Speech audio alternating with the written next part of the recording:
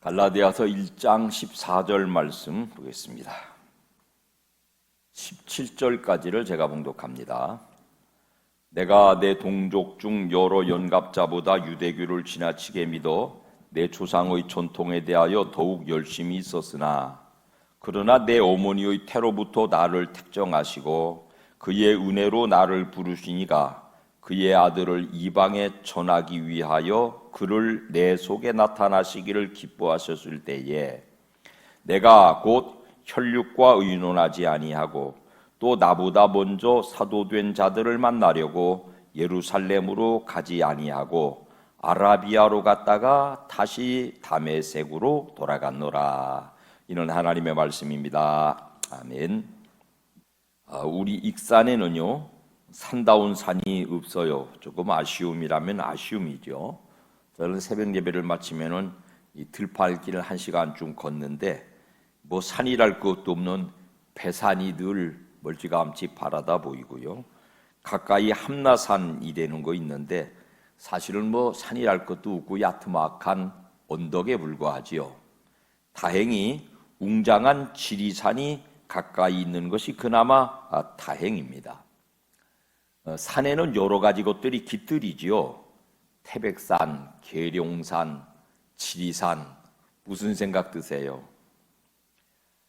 높은 산들은 여러 신을 섬기는 터전이 됩니다.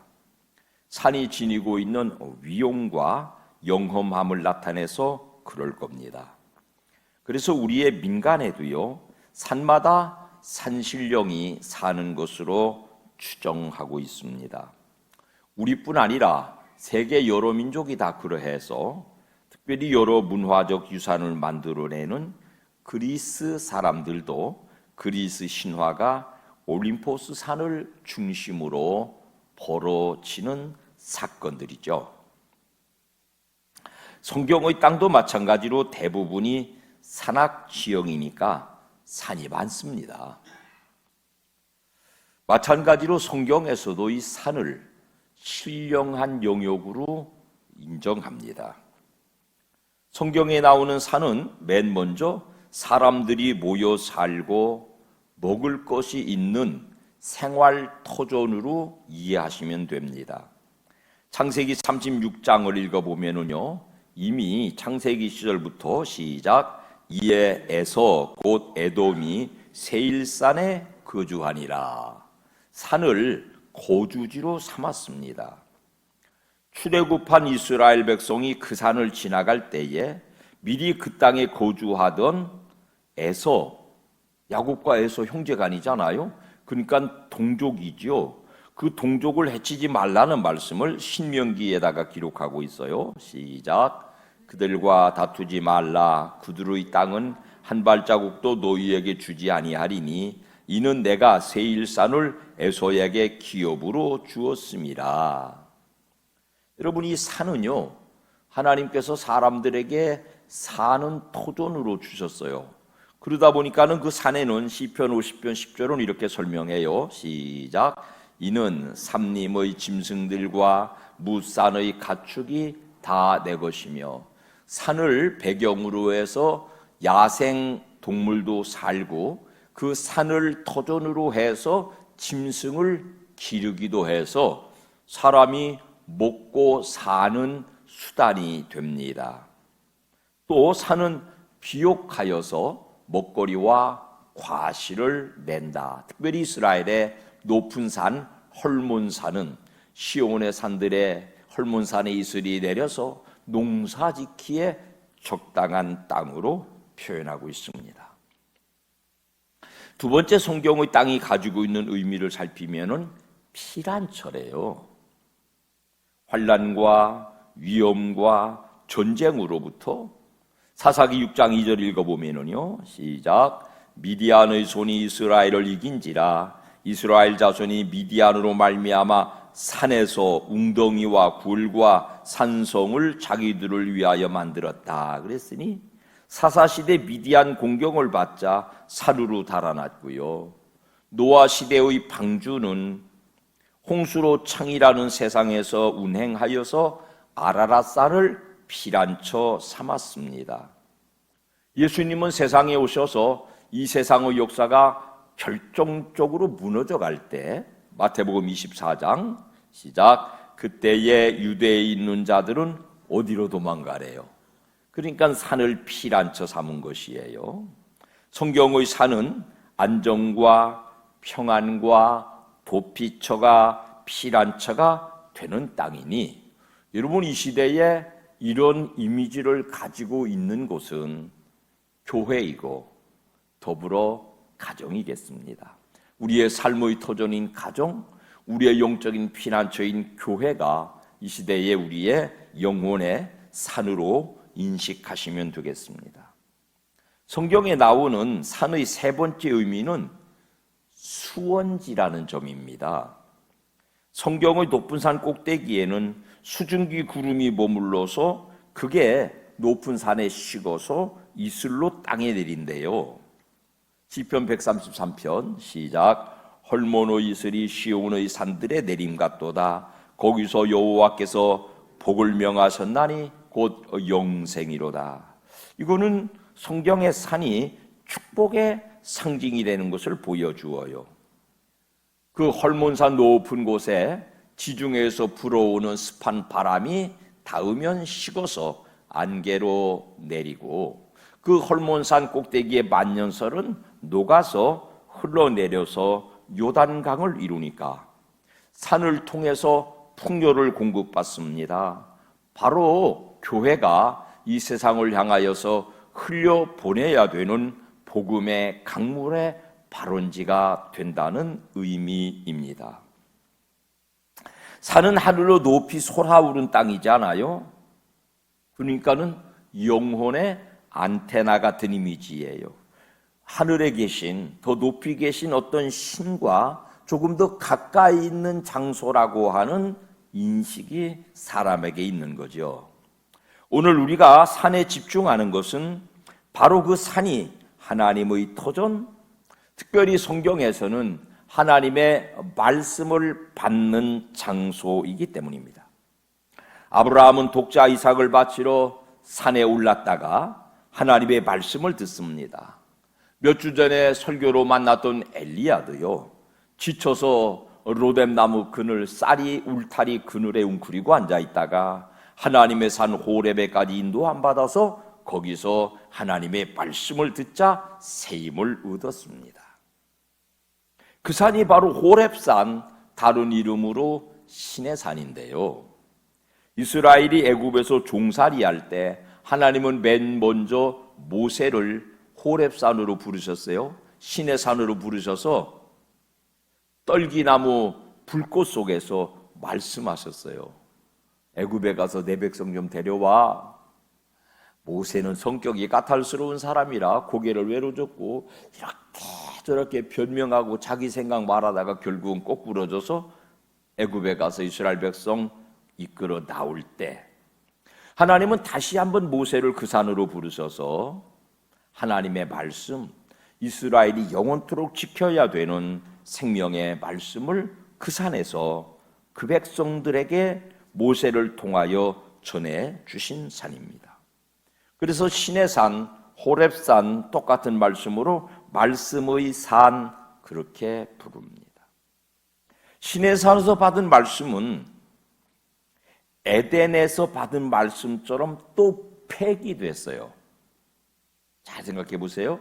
에덴이라는 동산에서 하나님은 아담과 하와에게, 인류에게 저거 먹으면 안 돼, 저거 먹으면 죽어 말씀하셨는데 그 말씀이 폐기됐잖아요. 이해하시죠?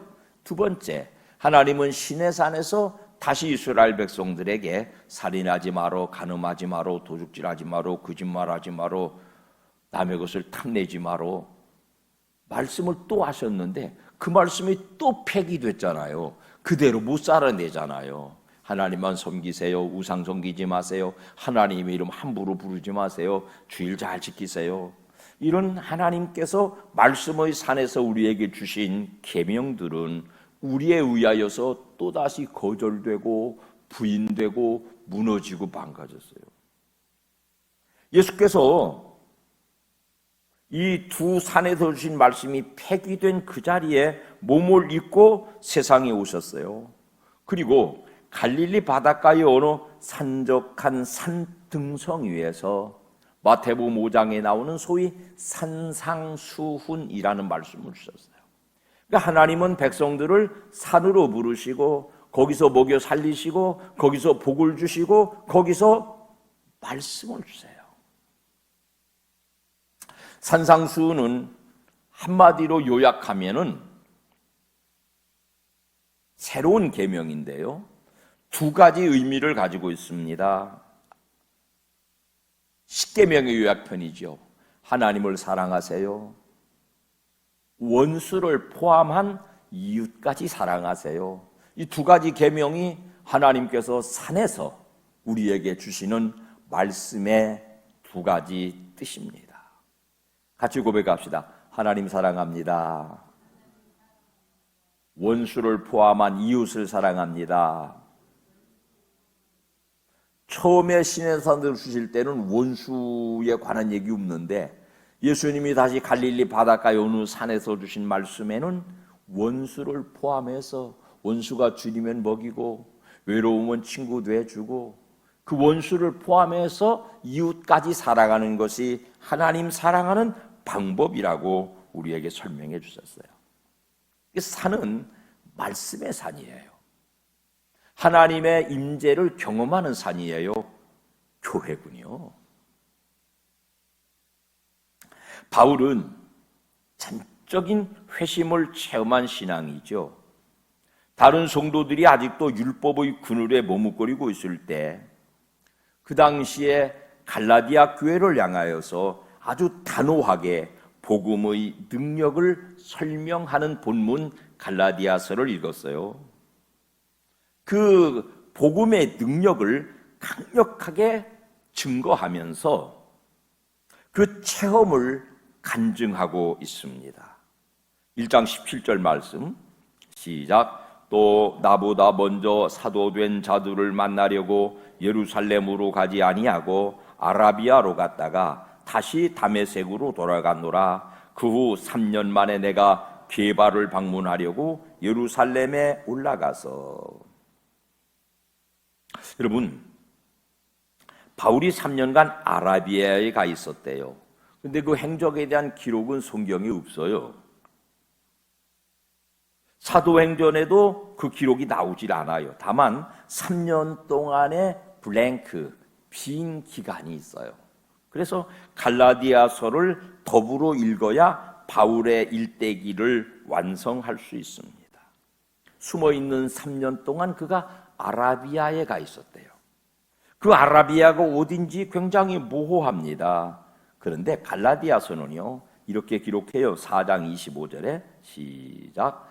이 하갈은 아라비아에 있는 신의 산으로서 지금 있는 예루살렘과 같은 곳이니.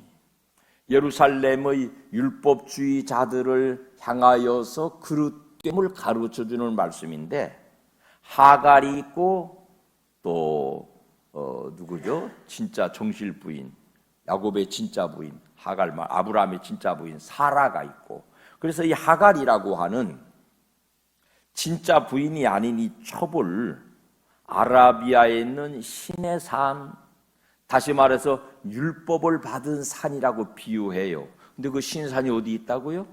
아라비아에 있다고요. 아라비아라고 하는 그 당시 이제 나바테 공화국, 나바테 왕국, 요단강 동편에 있는 지금의 에돔 땅, 지금 세계적으로 아주 유명한 나바테 왕국의 그 관광지로 개발된 요르단 지역으로 보는데요. 이 요르단 지역이 그 당시에 아라비아에 포함된 지역이었다. 바울의 연구에 아주 전문가인 톰 나이트라고 하는 신학자는 그래서 그가 쓴 바울 평전이라는 책에서 아라비아로 갔다고 하는 말을 시내산으로 간 것으로 설명하고 있습니다. 바울이 어디로 갔느냐? 시내산으로 갔어요. 거기서 무엇을 했을까요? 시내산이 무슨 산이라고요? 말씀을 받는 산이라고요. 그는 다메섹으로 가다가 아주 뜨거운 신앙을 체험하고 그리고 나서 누구도 받아주지 않으니까 시내산에 가서 그들의 조상 아브라함이 말씀을 받은, 그들의 조상 엘리야가 말씀을 받은 그 자리에서 다시 한번 모세와 이스라엘과 엘리야가 체험한 하나님의 말씀을 체험한 것이 분명합니다. 바울이 시내산에서 하나님을 만나 새로운 계명, 새로운 사명, 새로운 가르침을 받았다는 사실을 설명하므로 내가 가르치는 복음이 너희 조상 모세, 아브라함, 엘리야, 시내산 전통에서 어긋나지 않았다는 사실을 갈라디아 교회 성도들에게 설명하느라고 자신의 신앙을 간증하는 와중에 자신이 과거에 시내산에서 말씀을 받았다는 점을 강조하고 있습니다. 바울은 자신의 신념을 따른 열정의 사람이에요. 율법에 목숨을 걸었던 열정이 다메섹 체험한 이후에 복음의 열정으로 바뀌지 않아요. 그 전환점에 바로 3년간의 시내산 시간, 열정의 방향이 바뀌는 시간, 하나님의 새로운 말씀을 받는 시간이 끼어 있는 것입니다. 성경은 우리에게 산의 시간으로 다가옵니다. 우리를 부르시고 새로운 사명을 일깨우시고 하나님의 나라를 가르치시고 당신의 뜻과 당신의 방식으로 방향을 바꾸어 살도록 안내하는 말씀의 산으로 우리를 부르십니다. 오늘 아침부터 우리는 새벽에 잠언서를 읽기 시작했는데요. 잠언서에 나오는 지혜라고 하는 말, 호크마라고 하는 말은 세상의 지식이 쌓여서 이루는 것이 아니고 여호와를 경외하는 것이 지혜의 근본이고 부모를 가르침 받는 것이 지혜의 근본이라고 말하고 있습니다. 사랑하는 여러분, 오늘 우리 성도들에게 가장 중요한 거 뭘까요? 세상적으로 똑똑한 거, 세상적으로 부자가 되는 거, 세상적으로 성공하는 것보다 정말 더 중요한 가치 의미는 뭘까요? 멈춰서서 말씀을 통하여서 내 삶의 방향이 맞는지를, 바울은 열심히 있었지만 그 열심이 하나님의 뜻을 거스르는 방향으로 열심이었어요. 하나님이 그를 거꾸로 들이니까 말씀의 산에 3년간 머물면서 자신의 방향을 다시 한번 성찰하고 하나님의 부르신 자리로 다시 한번 열정을 가지고 나가는 시간을 마련했던 것입니다. 하나님이 부르시는 그 산의 자리로, 산 꼭대기로 올라가시는 우리 가족들이 되시기를 주님 이름으로 축원합니다. 배산 올라가시라는 말씀이 아니고 함나산, 지리산 등산 가시라는 말씀이 아니고요. 첫 번째, 교회가 그 산이 옳습니다. 교회에서 말씀을 듣지 않습니까? 분주하게 내 삶의 방향으로만 내달리던 바울과 같은 발걸음을 잠시 멈추고 하나님의 말씀이 제시하는 방향으로 돌아서는 터닝 포인트가 교회고 말씀을 듣는 시간입니다. 그 산의 시간을 경험한 사람들은 하나님께서 약속하신 땅으로 나아갑니다. 이전과 다른 하나님의 계명을 따라 삽니다. 내 열심과 내 열정의 방향을 하나님의 말씀에 맞추어 살아가는 전환점을 이룹니다. 엘리야처럼 지치고 고난, 쌀이 나무 울타리 그늘에 웅크리고 있던 인생이 새 힘으로 재충전되는 자리가 여러분의 교회라는 산이 옳습니다. 두 번째는 가정을 산에다가 비유해 드리지요. 명절에 분주한 가정사 중에도 주일 준비하여 예배의 자리에 오신 여러분은 여러분의 가정이 또 다른 말씀의 산을 이루고 있습니다. 각 가정에서 예배를 드리고 말씀을 읽고 듣고 말씀으로 교제하고 그 말씀대로 살아갈 새 힘을 얻는 터전이 되어야겠습니다. 내가 어느 한 날 집에서 성경을 펼쳐 읽다가 낙심과 우울과 분노와 미움과 염려와 답답함이 내 인생의 성공을 방해하고 있다라고 하는 초절한 실패 의식으로 거꾸러질 때, 성경 말씀의 어느 한 구절이 내 삶의 방향을 바꾸어서 야! 이세벨이 하는 말은 거짓말이구나, 하나님의 산 호렙에 이르러서 용기 있는 말씀을 가정에서도 듣는 성도들이 된다면 여러분의 가정이 또 다른 차원에서 방향 전환의 신의 산이 될 수 있습니다. 산에 관한 많은 명언들이 있는데요, 그 중에 한마디를 소개하며 제 말씀을 마칠까 합니다. 당신이 왜 산에 오르지 못했는지에 대해 말해줄 수 있다. 왜냐하면 당신이 아주 완벽한 신발을 찾기 위해서 너무 많은 시간을 보내느라 산에 오르지 못하는 것이다. 사랑하는 성도 여러분, 지금 신고 있는 신발 그대로 말씀의 산에 올라 말씀을 통한 삶의 방향을 결정하시고 말씀의 능력으로 정해진 영혼 구원의 방향으로 매진하는 복된 가족들 모두가 되시기를 주님의 이름으로 축원합니다.